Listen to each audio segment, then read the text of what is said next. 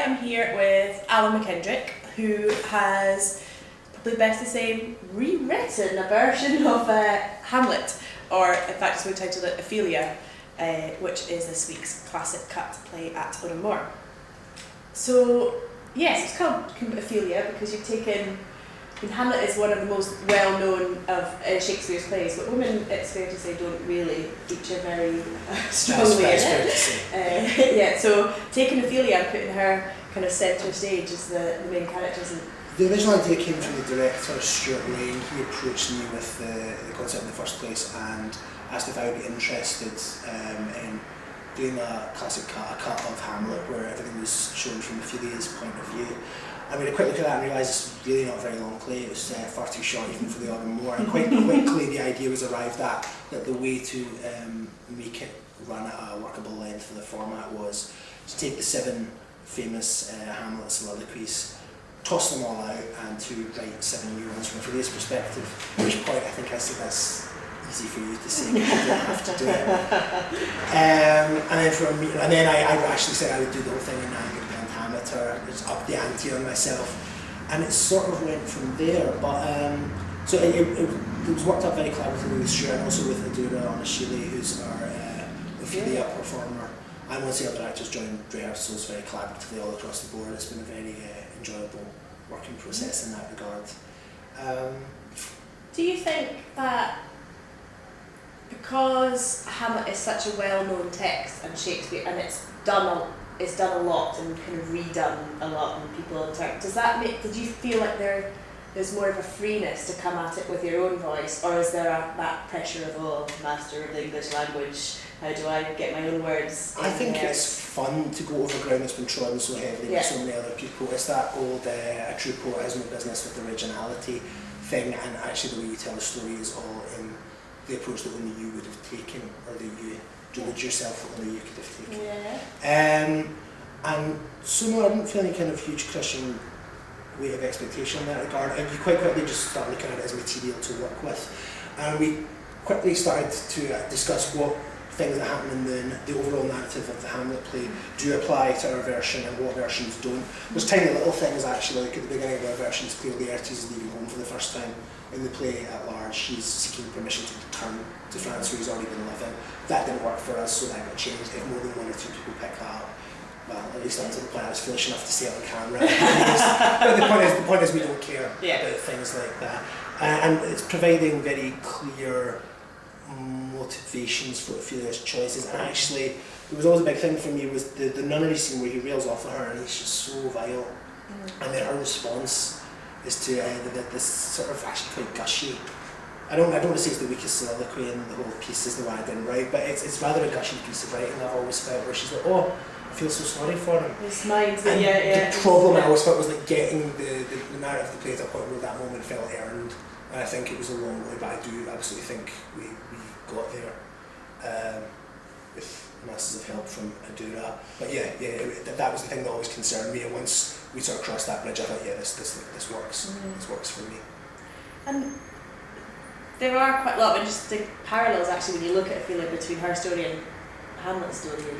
Actually, just like that shift of focus, he becomes the bit part in her story. Yeah, and the way Stuart put it was like, what happens to Hamlet from an audience experience when you remove his inner life? I mean, he's just a very unpleasant guy. Yeah. Let's face it. It's really wrong to be. I mean, you can see the full play performed with all of his interior life and still get that impression from the character, to be honest. But it's accentuated, concentrated, and really dropped in an audience's head when it's done across just 50-55 minutes. The thing about Hamlet as a character, he's sort of fascinating. There's all these sort of misprisions that have risen up around him. There's the idea of this melancholy character, he's associated with death and melancholy thoughts. Like Hamlet doesn't kill himself. Whereas Ophelia does. She actually takes some action in the play.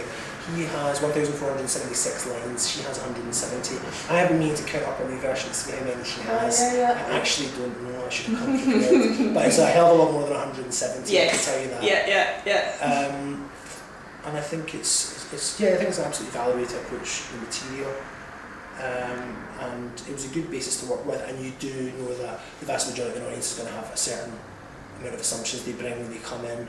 But so it's not directly flouting any of those, but not feeling we need to toe the line too much in strict observance.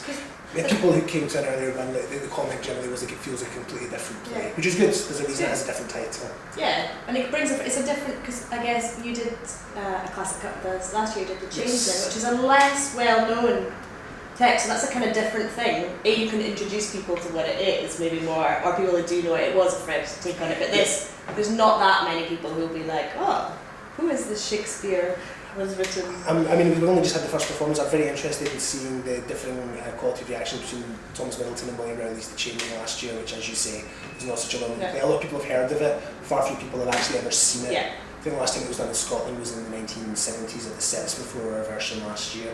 And then Hamlet, we're following over productions of Hamlet in Glasgow this year. Which is fair enough. There are far worse things to fall over. But so I'm going to be interested to see as we go along. Because a lot of people come up to The Changeling afterwards, and you can see they're still just sort of drawing a line under the story for themselves and understanding what they've just seen. Whereas the Hamlet, people have much more an opinion on the interpretation they've just witnessed, and that's a different kind of thing. So I think I'll be able to answer that better come the end of the week. Okay, I'll come back to you. Yeah. So you were saying you worked with Stuart Lang as the director on this piece. Yes. This isn't the first time you worked with him. No, Stuart and I believe Stuart and I first worked together in 2009. I worked as an assistant director for him, and I went out to Sweden with him where he was doing La Vie Parisienne by Offenbach at the Malmo Opera, and that was still the best job I've ever had. I got to sit slightly over his left shoulder for 7 weeks and watch him wrangle 55 people on stage and try and synchronise them with an orchestra. And every now and then I would just sort of chip a thought over his shoulder and see what came back. We've developed, I think it's fair to say we've developed a relationship. I assisted him one more time. I worked as a dramaturg for him a few times. I recently wrote and directed a production for his company, an adaptation of Kingswick by Alexander Trocky that went on at the Arts in 2013 and was revived this year. So I've done work for him at his company as a writer, but this is actually really at the end of 5 years the first time we've really worked together with me writing and him directing. I normally direct my own work, and I'm quite cagey about that actually, but there is a short list of other people I'm prepared to let run riot, and Stuart is definitely on it, and the way it's gone so far I would hope we get more chances to do so in the future. Good. That's good. Phew.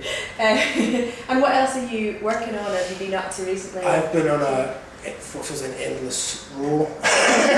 There seems to be some administrative error has led to me being unusually heavily employed for the last wee while.